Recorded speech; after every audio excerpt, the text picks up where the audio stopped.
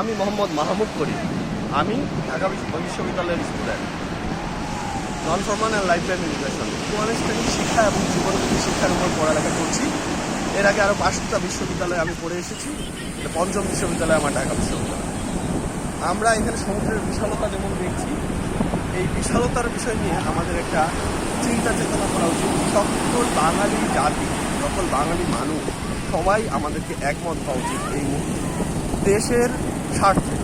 এই জন্য আমি একটা মাইক্রো গ্র্যাভিট থিওরি নিয়ে আসছি, যেখানে ক্ষুদ্র ক্ষুদ্রের সমষ্টি বৃহত্তের সৃষ্টি। ছোটো ছোটো বিন্দু জল মহাসমুদ্র তৈরি করেছে, ছোট ছোট বালুকণা এই বিশাল সমুদ্র তট তৈরি করেছে।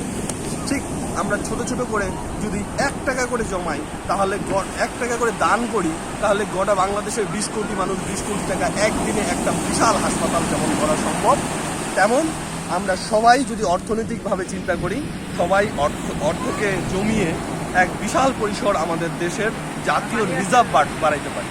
এই জন্য মাইক্রো ডেবিট থিওরি এমন একটা চিন্তা চেতনা, প্রতিটা পরিবারকে আমি একসাথে করে তাদের ভবিষ্যৎকে আগানোর জন্য আমাদের দেশে কতটা পরিবার আছে, সেই পরিবারগুলোকে আমরা একটা হিসাবের মধ্যে নিয়ে আসবো এবং তাদেরকে পরিকল্পিত উপায়ে এত সুন্দরভাবে যদি আমরা সামনের দিকে এগিয়ে নিয়ে যেতে পারি, তাহলে তাদেরকে আমরা একটা নির্দিষ্ট পরিমাণ অর্থ তারা স্বামী স্ত্রী মানে বিয়ের সময় থেকে শুরু করে তারা জমাবে। এই টাকাটা আস্তে আস্তে তাদেরকে শেষ বয়স পর্যন্ত তারা যেন সুখে শান্তিতে থাকতে পারে। এইরকম একটা জমানোর থিওরি নিয়ে, মাইক্রো ডেবিট থিওরি নিয়ে আমি আসছি। ইনশাল্লাহ ভালো কিছু হবে বাংলাদেশে।